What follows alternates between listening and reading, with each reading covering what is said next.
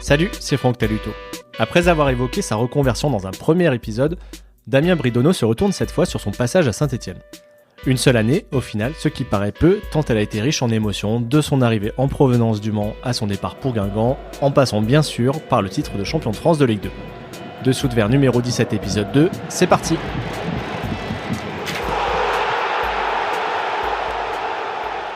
Damien, après avoir parlé au présent dans le premier épisode, je voudrais maintenant revenir sur ton parcours de footballeur, et notamment ton passage à Saint-Étienne.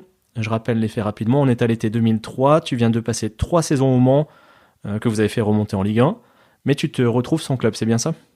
J'arrivais en fin de contrat, où on a fait historiquement la montée aussi en Le Mans en première division, puisque c'était la première fois, et je t'ai expliqué, j'étais donc en fin de contrat. J'avais comme entraîneur à l'époque Thierry Goudet.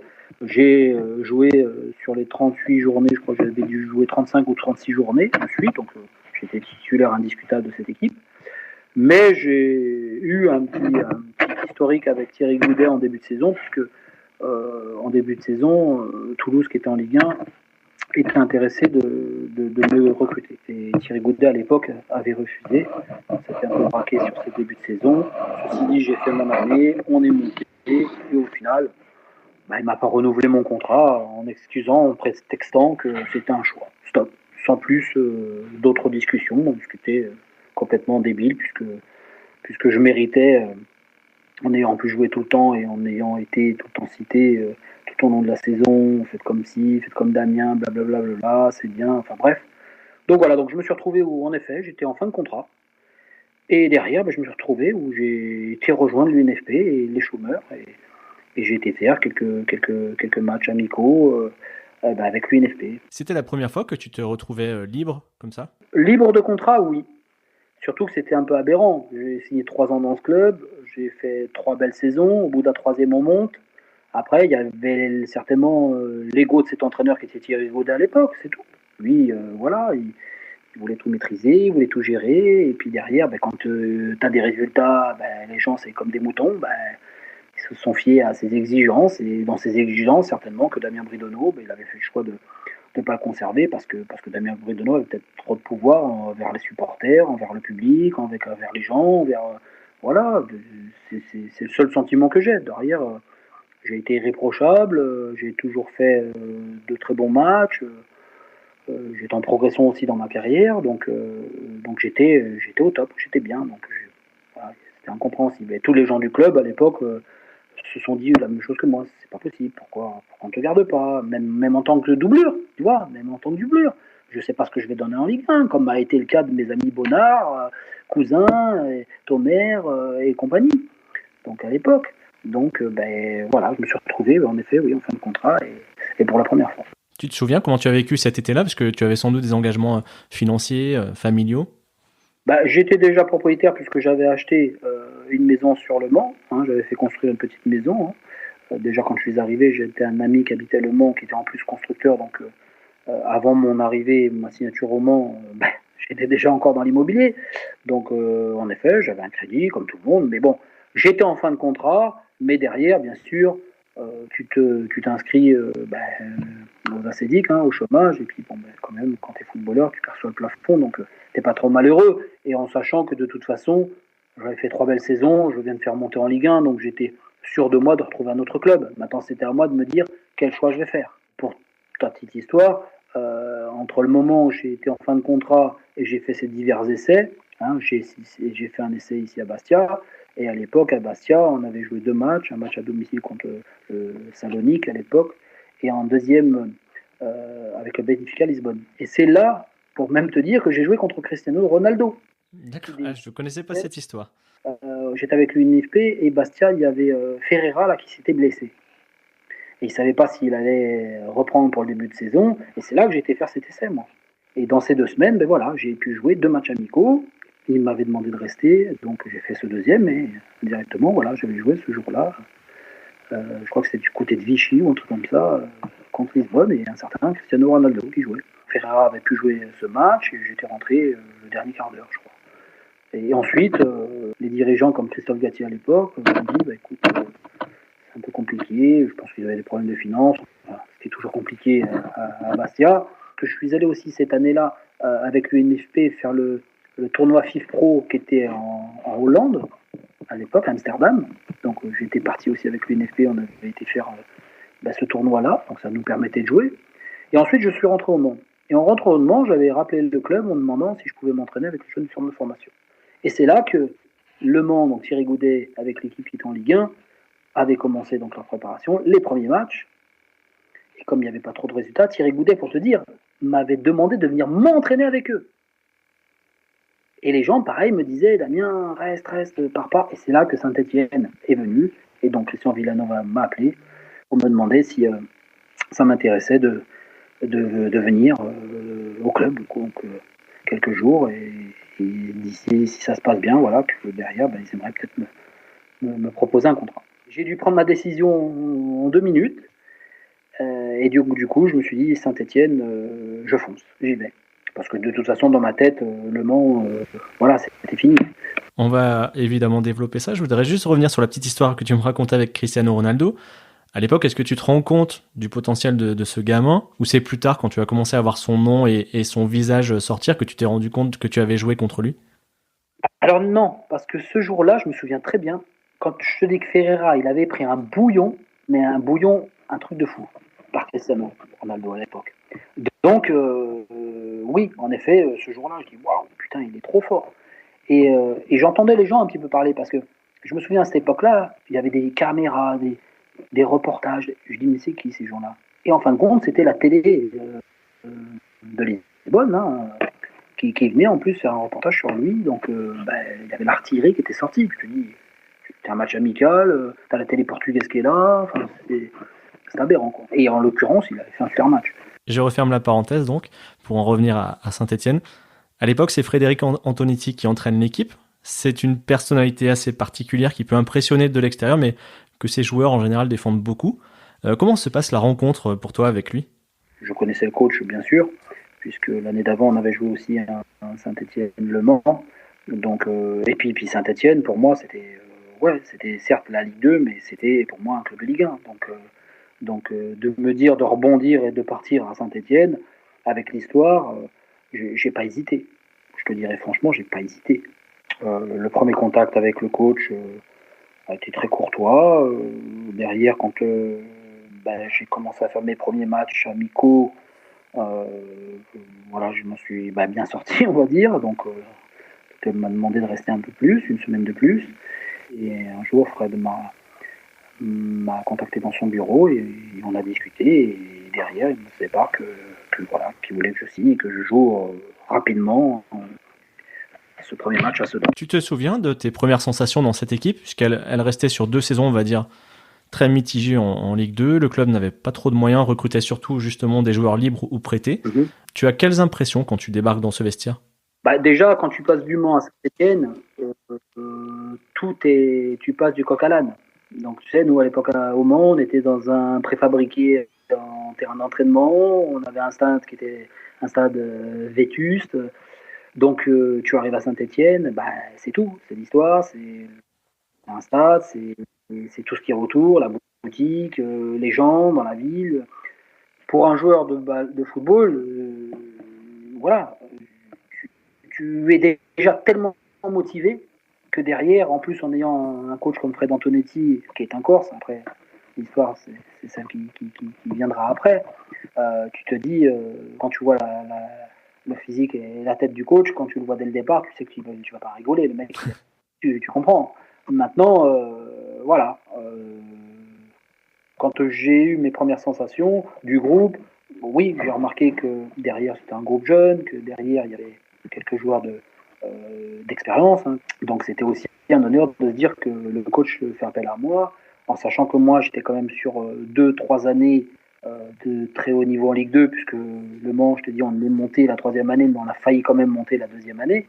Donc j'étais sur une continuité de ma carrière et d'une progression. Donc le club de Saint-Etienne, pour moi, allait me faire passer un palier supérieur encore. Et j'étais de toute façon en pleine confiance, puisque je venais de monter en Ligue 1 avec Le Mans et j'avais fait une grosse saison. Donc je n'étais pas inquiet sur mes qualités à moi. Les livres d'histoire retiennent la montée et le titre de champion de Ligue 2. Et toi, qu'est-ce que tu retiens de cette année ? Qu'est-ce qui avait fait votre force, l'alchimie entre vous ? C'est l'amour des joueurs, les uns aux autres, l'entraide, l'amitié, le partage et surtout la générosité. D'un staff, des joueurs qui, comme Jérémy Janot par exemple, qui au démarre ne jouait pas au départ. Donc c'est te dire, c'est que c'est une revanche de joueurs comme ça, des mecs comme Julien Sablé, qui ont su après s'exprimer. Un joueur comme Loïc Perrin, qui démarre à 16 ans, ou 18 ans, 17-18 ans. Un joueur comme Bafé Gomis, avec qui le coach aussi fait rentrer. Un joueur comme Sami Ouri, qui est un très petit joueur, un très bon joueur techniquement. C'est tout cette alchimie de jeunes joueurs, de mecs comme moi, revanchards aussi. Parce que moi, bien sûr que j'avais une frustration. Et toute l'année, pendant mes entraînements, Fred Antonetti me disait, Damien, qu'est-ce qui t'est arrivé à un moment? Damien, je te ferai jamais ça. Damien, si. Donc, il m'a boosté d'une façon où j'étais cherché dans l'intérêt du club, dans l'intérêt de tout le monde. Donc moi, ma force, elle a été là. Le coach a su venir me chercher où il fallait, venir me piquer où il fallait. Les matchs qui ont été aussi compliqués, décisifs à l'époque, et on allait les gagner. On allait les gagner parce qu'on y allait, on lâchait rien. Moi, je suis arrivé, c'était Henri Grange le président. Quelques temps après, voilà, j'avais signé qu'un an parce que l'accord avec Fred Antonetti, c'était une année et si ça se passe bien et qu'il y a une montée, j'ai même pas mis moi sur mon contrat. J'étais pas en position de force. Un joueur qui est en fin de contrat, qui est libre et qui va arriver à Saint-Étienne début août, tu es obligé un peu de te brader. Hein. Tu vas pas. Voilà, donc j'ai dit allez, je signe une année et puis on verra. Voilà, j'ai rien verrouillé derrière. Donc c'était aussi l'objectif pour moi. Je joue, ça se passe bien, je serai récompensé. Et si je suis pas récompensé, de toute façon, je repartirai ailleurs parce que j'aurais fait une belle saison. Tu sais, quand à un moment donné, tu as la tête sur les épaules, tu te dis, oui, super, tu as la fête, tu fais la montée, tu as le gâteau, mais quand tu manges pas la part du gâteau, tu dis merde. Bah, revanche, elle a été à Saint-Etienne. Et en plus, cette année-là, Le Mans est redescendu et Saint-Etienne est monté. Donc, tu vois, au final, pour moi, j'ai eu ma petite revanche aussi du Mans. Ils sont redescendus, même si je voulais pas le mal au club, mais indirectement, c'était pour moi, en tant que joueur, et surtout avec ce qui est arrivé derrière, avec ce titre et ce but magnifique que je marque, c'est sûr que ça a été une année exceptionnelle pour moi.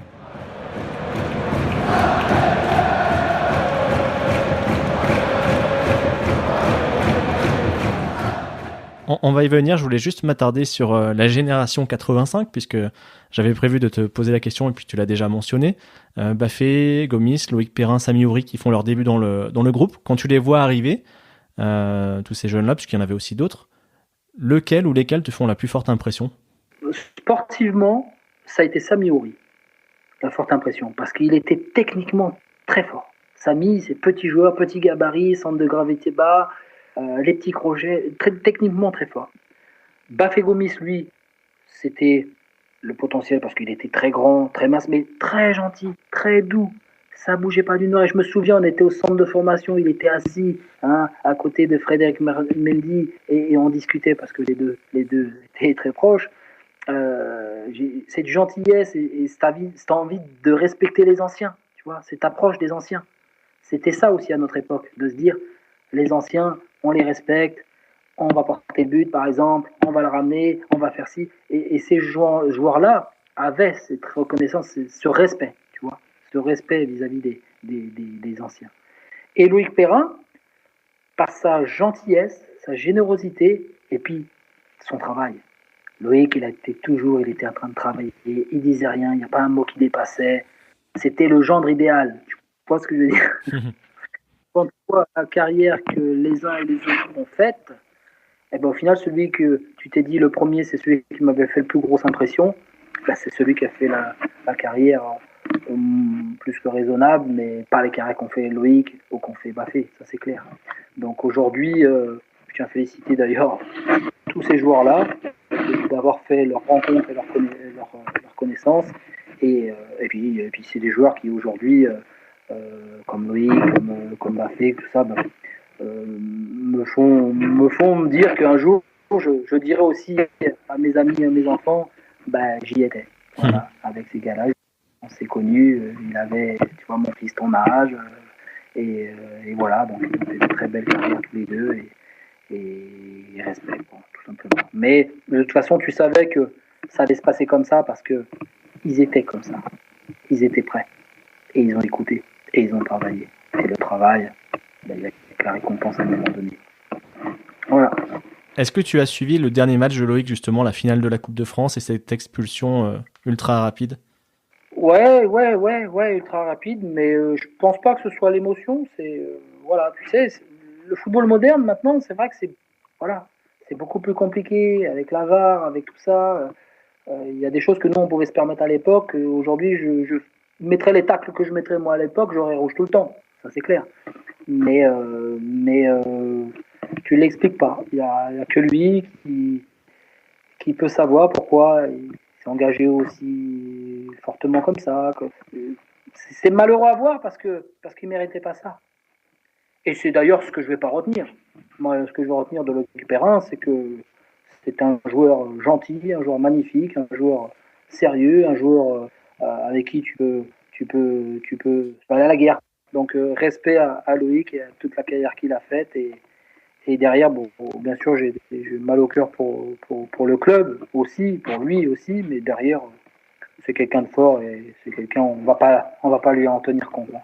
Il se destine à une carrière de dirigeant, semble-t-il, un peu comme ce qui t'intéresse toi aujourd'hui. Est-ce que tu penses qu'il a l'étoffe pour un type de rôle tel que, je sais pas, président, directeur sportif? Je pense qu'il va faire comme il a fait dans sa carrière, il va apprendre d'abord. Donc je ne vais pas lui donner un poste tout de suite alors qu'il n'est pas prêt. Donc je pense qu'il va essayer aussi pareil de s'entourer de gens, de piocher d'une expérience d'un autre et puis d'avoir son propre opinion. Mais derrière, c'est un très bon ambassadeur déjà du club, ça c'est clair. Voilà, si je lui prédis peut-être de s'ouvrir aujourd'hui dans la communication, même en tant avec ce qu'il fait avec Téléfoot en ce moment, ben, c'est des choses qu'il va emmagasiner et qu'il va prendre et qui fera de lui une expérience nouvelle, mais tout est bon à prendre. Donc je pense qu'à un moment donné, dans quelques années, oui, je le vois bien dans un rôle plus important.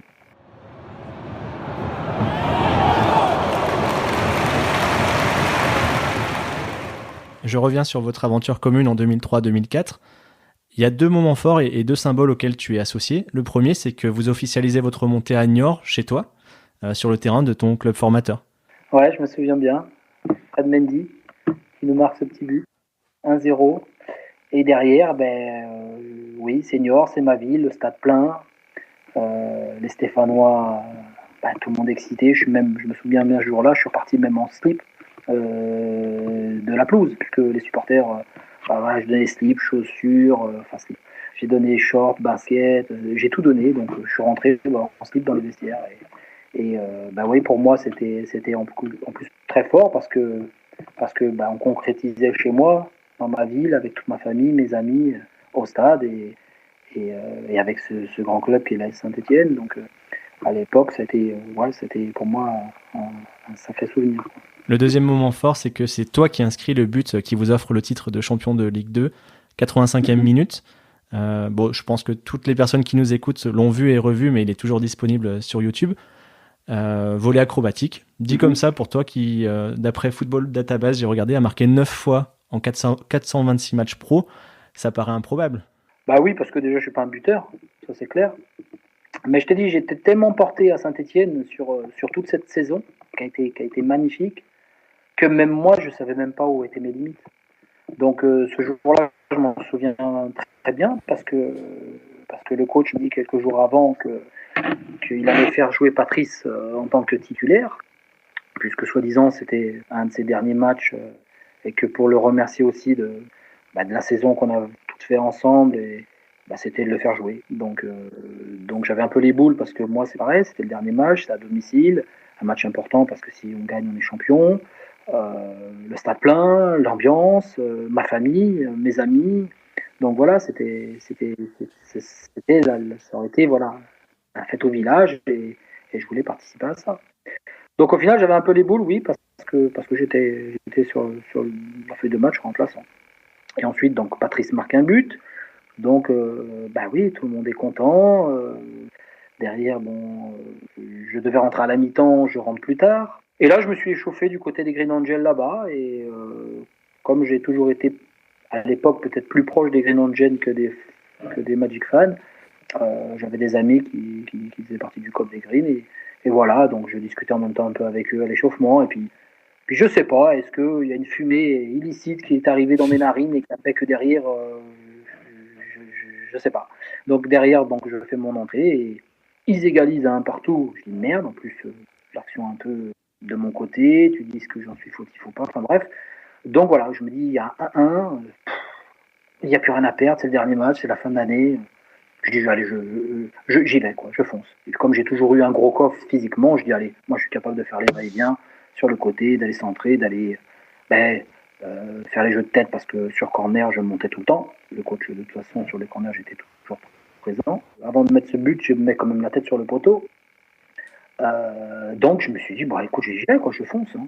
Donc oui en effet j'étais plus attaquant que défenseur latéral droit donc voilà, donc à un moment donné, tu te dis pourquoi David Elbuik, c'est lui qui fait la touche, pourquoi Fred Mendy, il est de son côté gauche, ben, il est bientôt latéral droit, et c'est lui qui me met ce petit ballon piqué. Moi, je ne vois rien, je te dis franchement, je vois Fred, je pars sur le côté, et tout d'un coup, je me jette, quoi. Voilà, et tu vois ce que tu vois, donc cette reprise qui part, filet, opposé, et un but magnifique, et aujourd'hui, j'en suis fier parce que notre ami Philippe Masguin, quelques jours avant, m'avait dit tu sais, Damien, si tu veux marquer le club aujourd'hui, il y a quelque chose que tu dois faire. Déjà, moi, je me dis je viens d'avoir ce que c'est que la sensation d'être buteur à Geoffroy Guichard, parce que tous mes copains, il y en a, ils marquent, machin, mais moi, en tant que défenseur, j'ai pas marqué. Et j'aurais voulu voir ce que c'était ce ressenti, tu vois. Ah ben, j'ai tout gagné, là. Quand tu fermes les yeux, que tu repenses à cette action, à ce but, qu'est-ce qui te vient? Est-ce que ce sont des frissons? Est-ce que c'est le bruit? C'est des frissons. C'est des frissons intérieurs. C'est des frissons propres à moi. De me dire mon corps réagit. Réagit dans le sens que c'est une fierté et tu le vois. D'ailleurs, quand je marque ce but, je veux que personne me touche.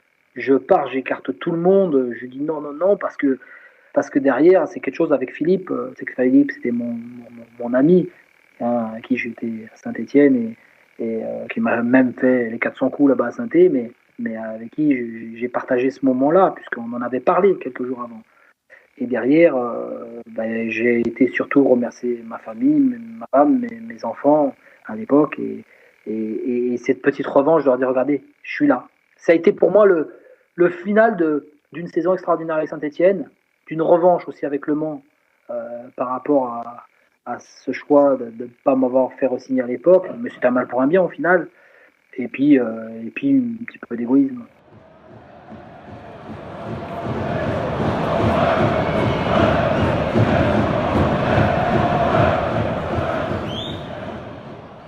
Cet été-là, il y a eu beaucoup d'émotions, donc des joies, des grandes joies avec ce titre, et puis d'autres plus délicates, puisque généralement un club qui monte de Ligue 2 en Ligue 1 reste sur cette continuité. Là, cet été-là, Saint-Etienne change tout, la présidence, l'entraîneur, une partie des joueurs.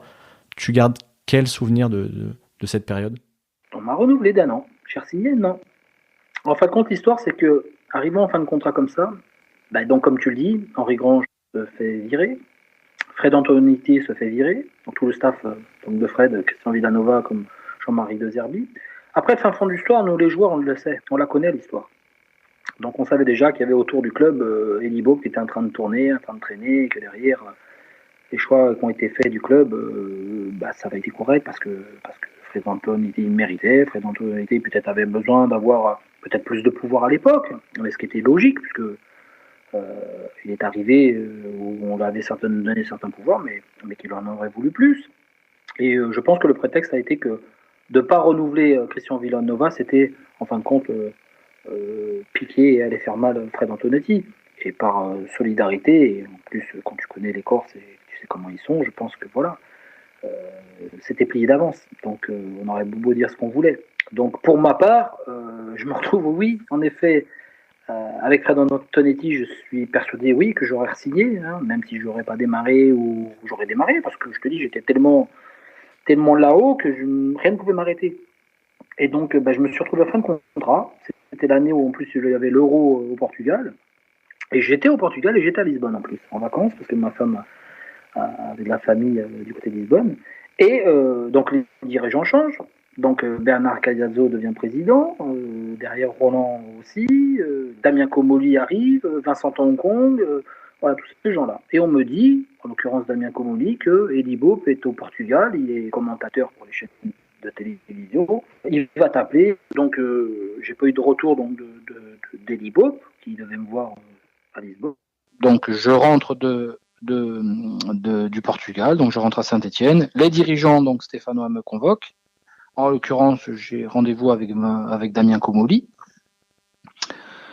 qui me fait part donc que derrière il allait recruter donc un joueur au poste de latéral droit, ce que je trouvais logique parce que de toute façon il y avait que Patrice Carteron et moi, et en l'occurrence je suis venu moi pour remplacer Patrice Carteron, sauf que Patrice Carteron avait une année supplémentaire en cas de montée en Ligue 1, et est arrivée la situation où je dis bon ben dans quel ordre je suis, et là Damien Comolli me dit tu seras le troisième. Donc tout était fait pour que derrière je me casse, quoi, en gros concrètement. Concrètement, t'es gentil, t'as fait remonter le club, ce qu'il en est, ton but, ceci, cela, et puis derrière, bon, si tu pouvais partir, ça nous arrangerait. Voilà, en gros, c'était un peu le message. Sauf qu'il ne pouvait pas me virer. Vu l'année que j'avais faite, avec les supporters, avec tout, donc je pense qu'il ne pouvait pas me virer. Donc, ce que j'ai fait, c'est que j'étais à l'époque avec un agent où j'ai dit, écoute, c'est simple, c'est du foutage de gueule, du style, on me donnait que 1000 euros de plus sur mon salaire, alors que tout le monde prenait doublait ou triplait leur salaire, enfin bref. Donc tout était fait pour que je dégage, tout simplement. Et moi je dis, c'est pas grave, je re-signe quand même. Donc j'ai re-signé un an.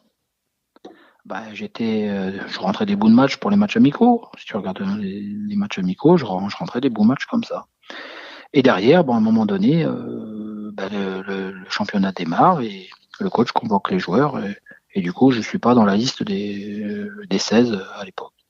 Voilà, donc je me retrouve où je suis avec la réserve. Donc je me dis, je vais démarrer mon début de saison avec la réserve. De toute façon, quand j'ai signé, je le savais, puisqu'ils m'ont dit que je passais troisième.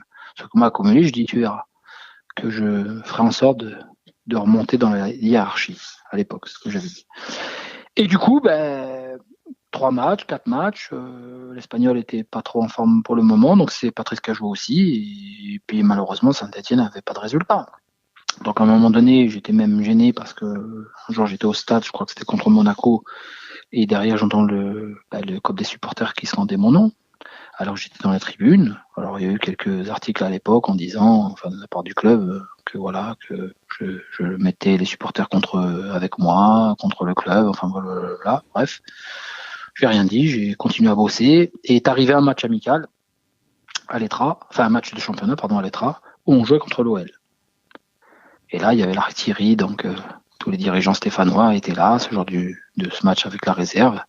Et moi, dans l'équipe, il y avait Sami Ouri, il y avait les Baffé, il y avait tout ça, et on jouait contre des mecs comme Ben Arfa et compagnie, qui était à l'époque François Clerc, latéral droit. Et ce jour-là, est venu voir donc plusieurs recruteurs et plusieurs entraîneurs ce match. Et moi, écoute, dans ce lot-là, il y avait un entraîneur qui était Yvon Pouliquin, ancien joueur de Saint-Étienne aussi, qui était venu voir ce match. Et en l'occurrence, j'ai fait un match extraordinaire, j'ai fait un gros match. Et à la fin du match, j'ai eu le même sentiment que ce qui m'était passé au Mans, l'année d'avant, où Eddie Bope est arrivé dans les vestiaires et m'a félicité. Il me calculait jamais ces jours-là, tu vois, c'est différent, il m'a tendu la main, c'est bien, vous avez fait un bon match, blablabla. Donc il y avait des signes peut-être aussi. Sauf que j'ai dû prendre ma décision après, puisque 24 heures après, j'avais Noël Le Gret et Yvon Pouliquin qui me téléphonaient pour me demander si ça m'intéressait de venir à Guingamp, et ils voulaient absolument me recruter. Voilà, donc je me suis dit, je fais quoi? J'étais heureux à Saint-Étienne, dans tous les domaines, la vie privée, sportivement.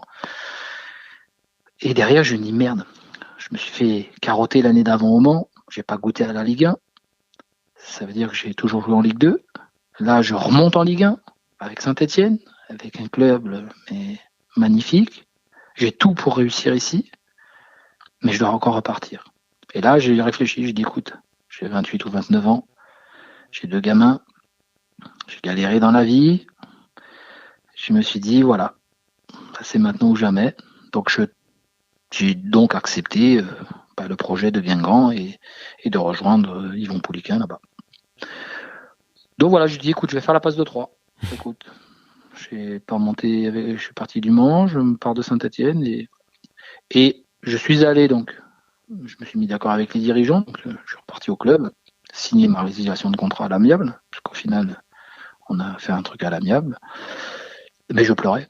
C'est-à-dire que dans le bureau, j'ai signé ma résiliation en ayant les larmes aux yeux, en me disant mais qu'est-ce que je fais? Qu'est-ce que je fais? Qu'est-ce que je fais? Voilà mon histoire, et du coup je suis parti à Guingamp et j'ai fait mes 2 années de contrat, j'y suis allé, voilà, il y avait des meilleures conditions salariales. Derrière, je me suis dit voilà, le ballon, ça va pas durer, Damien, 10 ans encore, et s'il faut assurer financièrement pour la famille, ben, il faut que je parte à Guingamp parce qu'il me propose un bon contrat. Mais je suis parti avec un sentiment, je sais même pas, amer, dégoût, tout ce que tu veux, parce que je me dis, mais qu'est-ce que je fais? Qu'est-ce que je fais? Je m'étais dit, en plus, avec l'agent, quand on avait signé, que je resterais jusqu'à Noël. Peut-être que j'aurais dû être patient. Et pour la petite histoire, au final, tu te dis, Javier Garrido se pète les croisés, Patrice Carteron complètement dépassé, méforme. Qui c'est qui est troisième de la liste? Ça a été Foussini Diawara. Donc au final, c'est Fous qui était l'année d'avant avec Fred Antonetti à la cave de chez Laca, c'est-à-dire qu'il jouait jamais Fous avec nous. Et puis au fin de compte, c'est lui qui a fini latéral droit, et il a fait une saison extraordinaire, et il a signé 3 ans derrière. Donc chapeau, félicitations pour Fous, parce que en plus c'est un bon mec, il l'a mérité. Mais derrière, tu te dis, ça aurait pu être moi. Tu as eu ce regret, toi? Je l'ai eu, ce regret, du moment de toute façon que j'ai signé ma résiliation. Je te dis, mais qu'est-ce que je fais? Mais j'avais pas le choix. Je t'ai dit, pour toutes ces histoires-là, je n'avais pas le choix. De me dire, je vais attendre combien de temps? Est-ce qu'un jour je jouerai? Si c'est pour rester à la cave, machin, j'ai une cote aujourd'hui parce que je monte 2 années de suite avec des clubs. Si demain je reste à Saint-Etienne et je ne joue pas de l'année, est-ce que demain je vais trouver un club où j'aurai peut-être des conditions qu'on va me proposer maintenant? Et voilà, l'histoire, elle est ça. Donc je suis arrivé par la petite porte et au final je suis reparti par la petite porte. Mais ce qu'on ne va pas m'enlever, c'est ça. C'est d'avoir passé une année extraordinaire, d'avoir fait remonter depuis 16 ans maintenant le club en Ligue 1 et d'avoir été maintenant dans l'histoire du club, en l'occurrence, d'avoir mis ce but extraordinaire et qui a donné aussi un nouveau titre de champion de France à Saint-Etienne, même en Ligue 2. J'en suis le plus fier des hommes aujourd'hui. Comment tu expliques justement, et moi le premier, qu'on te sollicite encore pour parler de cette année à Saint-Etienne, qui est finalement le club où tu as passé le moins de temps? Tu sais, quand tu fais un reportage sur les anciens joueurs de cette génération-là, de cette période-là, donc de notre saison et de ce match, tous te diront que c'était un match particulier. Jérémy Janot te dit, quand Damien il m'a marqué, j'ai senti la terre trembler. J'ai senti, tu l'expliques pas. Ce jour-là, ce moment-là, tu l'expliques pas. Et c'est ce qui a vachement marqué les gens. Je me souviens, moi, qu'à l'époque, sur cette année-là, les deux copes de supporters, les Green ou les Magic fans, ne se répondaient pas. C'est-à-dire faisaient la gueule l'un et l'autre. On a réconcilié les deux copes. Parce que les gens se sont retrouvés en nous. Les gens se sont dit, on n'a pas une équipe de stars. On a des valeurs. On a ceci, cela. Et qui a fait que, indirectement, le stade a communié. Le peuple vert s'est ressoudé sur les divers COP, les dirigeants et supporters les uns les autres. Donc ça, c'était une fierté, et c'est pour ça que ce match, ce jour, cette instance, ce sentiment, et puis le fil du match, comment ça s'est passé? Moi, je me souviens qu'apparemment, Thierry Hez, qui était le président de la Ligue de football, était à l'époque à l'aéroport là-bas et attendait de savoir où il devait aller. Est-ce qu'il doit aller à Caen ou est-ce qu'il doit aller à Saint-Etienne pour nous amener le trophée? Donc, ça a été tout, le suspense, l'ambiance. Ça aurait été, les gens, si on n'avait pas gagné ce match et on n'avait pas été champion en France, ça aurait peut-être pas été une aussi belle fête. Et c'est ça qui est mémorable aujourd'hui. C'est que Saint-Etienne avait galéré quand même 3 ans avant, qui était descendu de Ligue 1, et que c'était compliqué. Donc c'était aussi un soulagement pour tout le monde de remonter en Ligue 1, déjà. Parce que l'objectif était là, Voilà, donc pourquoi aujourd'hui on en parle encore? C'est parce que derrière, c'est, encore une fois, je te le dis, c'est la remontée officiellement de Saint-Etienne en première division. Si l'histoire entre toi et Saint-Etienne c'est fini douloureusement, est-ce que ce club garde quand même une place particulière dans ton cœur? Oui, parce que je suis parti, tu sais, les gens ont même l'impression que je suis resté beaucoup plus longtemps que ça à Saint-Etienne. Et en fin de compte, je leur dis non, je suis resté même pas 1 an. J'ai fait ce que j'avais à faire, on est monté, je montais un but extraordinaire et je suis reparti. Donc, l'ange Damien est passé par là, il est reparti, peut-être. Pour déconner, je te dis. Mais ouais, au final, je ne serais pas resté longtemps à Saint-Étienne. Donc, ce sentiment, c'est de se dire, j'avais tout pour découvrir le haut niveau, c'est-à-dire la Ligue 1, parce que pour un joueur, un footballeur professionnel, comme toute personne ne voudrait l'être un jour, déjà d'être footballeur, c'est extraordinaire, professionnel encore plus, mais quand tu goûtes l'élite du ballon, tu te dis, voilà, j'aurais joué en Ligue 1. Moi, au final, j'ai fait, comme tu dis, 400 et quelques matchs, mais j'ai pas un match en Ligue 1 au compteur. Ça a été, je suis parti sur un sentiment d'achever, amer, en me disant, voilà. Bon, après, j'ai essayé, avec Guingamp, avec Bastia, d'essayer de remonter. Bon, ça n'a pas pu le faire, mais le bilan, il est là. Il est que ce choix qui a été fait, c'est que ce soit au niveau des dirigeants, au niveau de l'entraîneur, au niveau de tout le monde à Saint-Étienne, j'ai suivi comme tout le monde. Frédéric a fait la montée, il est parti. Et tout le monde le regrettait, tout le monde le regretta tout le temps, mais bon, c'est l'histoire. Maintenant, c'est l'histoire. Les uns comme les autres, et ça peut empêcher que le coach a tracé sa route et aujourd'hui un des meilleurs entraîneurs français sur le marché, ça c'est clair. Voilà. Enfin, moi, pour ma part, ça a été l'entraîneur le plus avec qui j'ai apprécié travailler. Voilà. Et en l'occurrence, tu vois, je suis ici en Corse maintenant, donc je suis toujours avec les Corses. Mais écoute Damien, en tout cas, un grand merci à toi d'avoir accepté de prendre du temps pour nous. Et puis, un plaisir d'avoir eu de tes nouvelles. Bonne continuation dans le marché et puis peut-être à bientôt autour d'un terrain. Pourquoi pas ? À bientôt.